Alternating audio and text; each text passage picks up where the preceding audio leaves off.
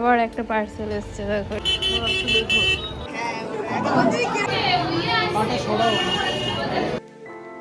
Good morning বাবা। আরে এই তো চোখ বন্ধ করো,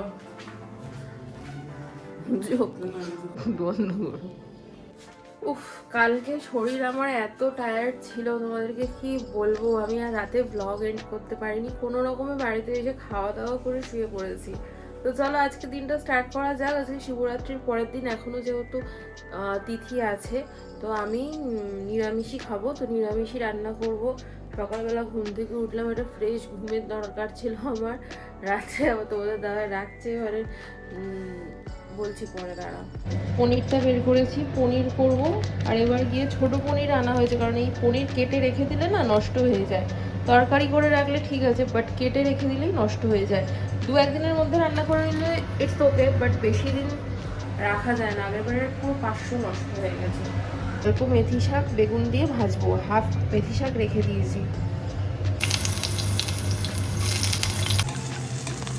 যেহেতু প্রোটিনটা দরকার, সেই জন্য আজকে পনির বানাচ্ছি। আজকে তো মাছ ডিম এইসবের অপশান নেই, আর পনিরটা কী করে রান্না করব সেটাই ভাবছি। আর হাফ এখানে রান্না করছি আর হাফ রেখে দেবো।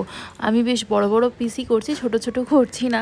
আর আজকে বাকি যেটা পনির থাকবে সেটা আমি এয়ার কন্টেনার টাইটে রেখে দেবো। এই প্লাস্টিকে রাখা থাকে, বারবার দেখি না একটু স্মেল হয়ে যায়। আর যা জিনিসের দাম বেড়েছে সংসারে, কোনো জিনিসই নষ্ট করা যাবে না, ঠিক আছে? তো এইটুকুনি পনিরেই হয়ে যাবে। আমার তো 1-2 পিস হলেই হয়ে যায়, কারণ আমি পনির পার্সোনালি খুব একটা বেশি পছন্দ করি না, কিন্তু তোমাদের দাদা খেতে ভীষণ ভালোবাসে। আর এই পাশে যেটা আলুটা দেখছো, এটা মায়ের বাড়ি থেকে এনেছিলাম। তো সেদিনকে মা কড়াইশুঁটির কচুরি আর আলুর দম করবে বলে প্রিপারেশন নিয়েছিল, বাট তাড়াহুড়োতে আর করতে পারিনি। তাই বললো তুই তাহলে নিয়ে চলে যা। আমিও বললাম দিয়ে দাও, আমি বাড়ি গিয়ে করে নেবো। তো এখানে মেথি শাক ভাজতে বসিয়ে দিয়েছি, তোমার দাদা এটা খেতে খুব ভালোবাসে। আর পনিরটা ভাবছি একটু চারমগজ, পোস্ত, জিরে এগুলো দিয়েই আজকে বানিয়ে ফেলবো। পুরি ভাপা পড়ে যাবে। এই যে আমার ডুডু, ডুডু ফুডু, ডুডু ফুডু বলে। আমি নাকি রাতে নাক ডাকি।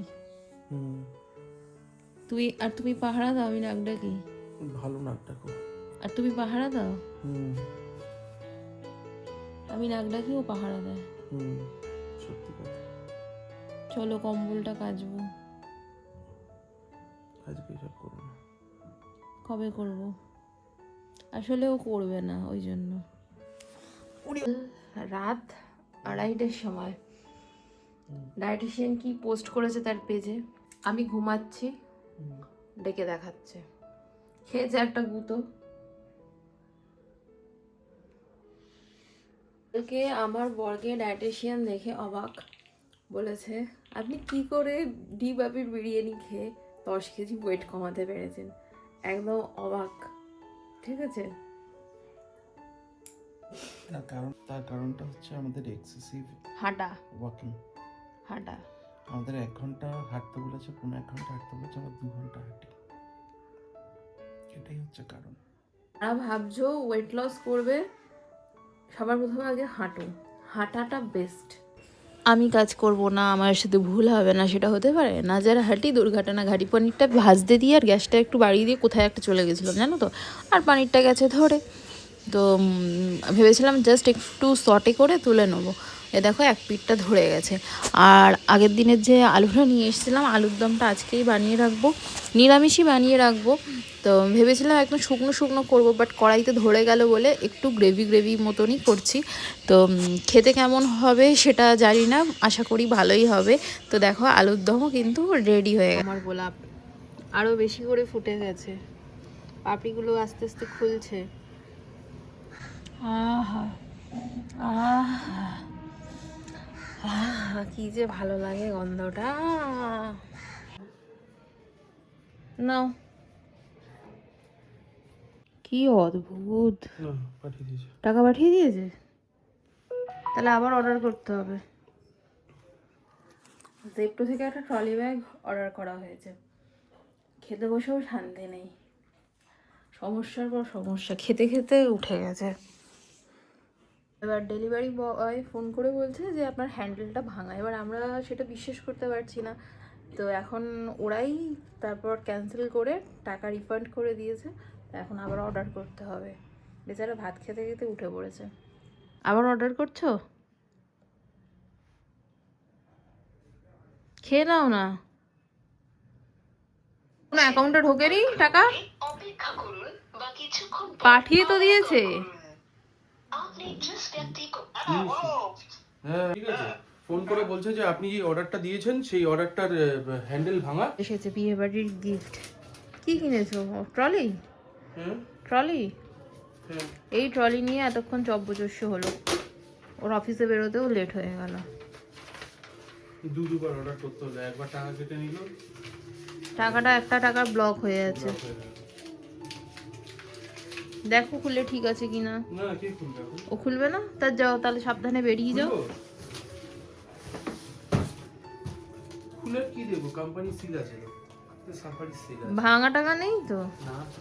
হ্যাঁ খুললে আরে আবার ও দেবে না বলে ওই নাটকটা করলো। ঠিক আছে তুমি নালে তো কোম্পানিতে এরকম সিল করে দেয়। ওরা কি করে বুঝবে ভেতর কি আছে কি না আছে? ওরা দেবে না বলে এরকম নাটকটা করে। ঠিক আছে। ওরে বাবা, ওই বাবা, ও তোর নুপুরের আওয়াজ হচ্ছে। আবার একটা পার্সেল এসছে, দেখো এটা কিচেনের পার্সেল। এখন ওপেন করব না, তোমাদের দাদা আসলেই ওপেন করব।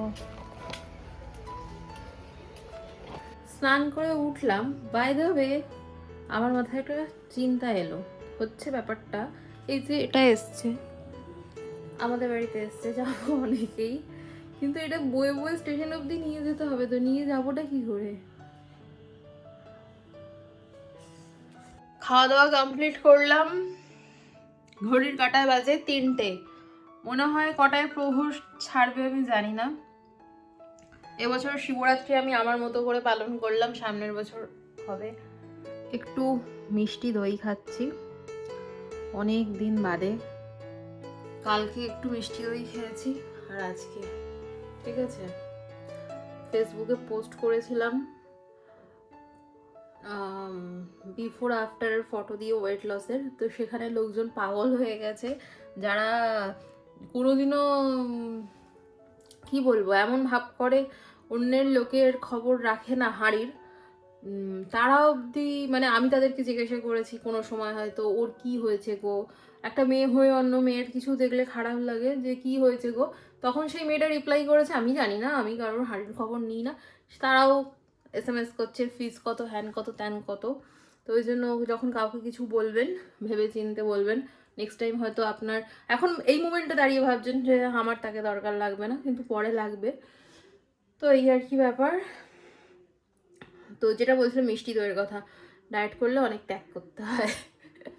আমি কালকে তোমাদের দাদাকে বলছিলাম যে খেয়ে খেয়ে মোটা হয়েছি, এখন আবার টাকা খরচ করে রোগা হচ্ছি। তাড়াহুড়ো করে রেডি হলাম, 5:30টায় ফোন করে বলেছে বিয়েবাড়ি যাবে।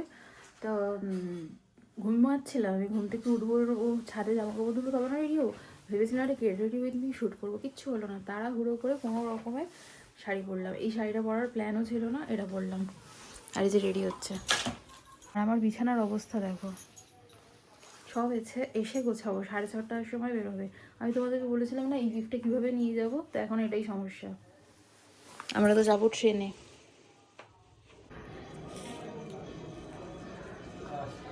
দেখো কিভাবে যাচ্ছে। আজকে আমরা দূরের বিয়ে বাড়ি যাচ্ছি, ট্রেনে করে যাব, দূরের বিয়ে বাড়ি।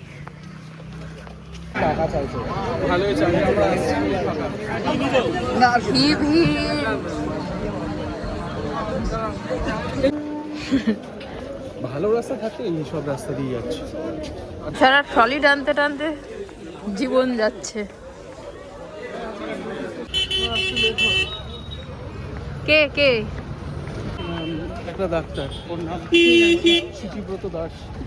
এসে গেছি আমরা প্রায়, অনেক দিন বাদে দূরের বিয়ে বাড়ি এসেছি, পুরো গ্রাম। গ্রাম বলো না, জয়নগরের লোকেরা রেগে যাবে। জয়নগর থেকে কেউ আমার ভিডিও দেখলে জানিও। বললাম জয়নগর থেকে আমার ভিডিও দেখলে কেউ জানিও।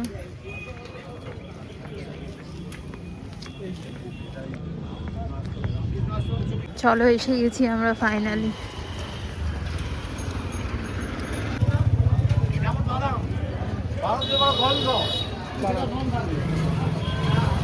হয়ে গেছে। দুনিয়ার সবচেয়ে ব্যস্ত লোক।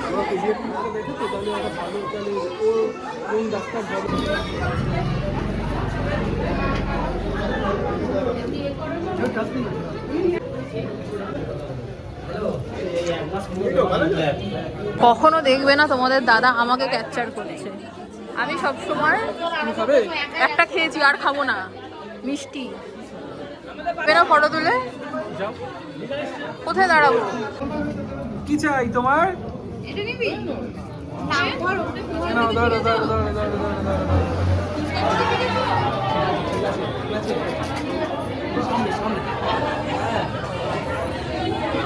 খাও।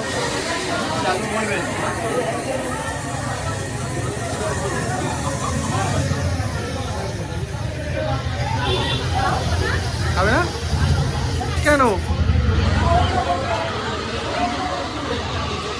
একটা লোক টক খাওয়া বারণ, কিন্তু বিয়ে বাড়ি এসে ফুচকা খেতেই হবে। তুমি খাও।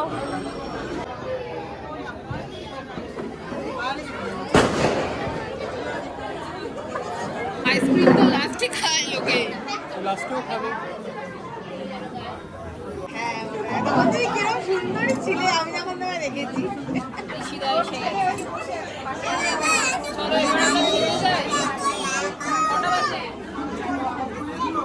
নটা বাজতে 10 মিনিট বাকি। খুব সুন্দর।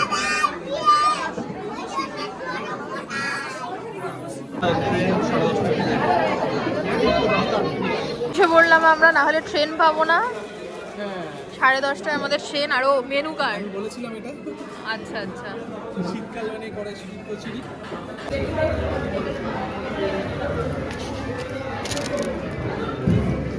পেটের সামনে সামনে আছে। তাও গিফট, আমরা বেরিয়ে যাই।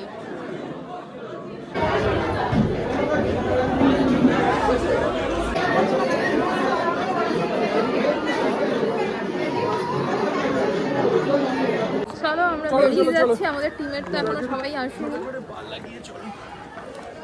একটা দুটো দোকান খোলা আছে আর কি। এমনি দোকান, এমনি দোকান, গজিয়ে ওঠা দোকান। হ্যাঁ স্টেশনে তো হ্যাঁ, ভালো বড় দোকান। এই দেখো সব মোয়া।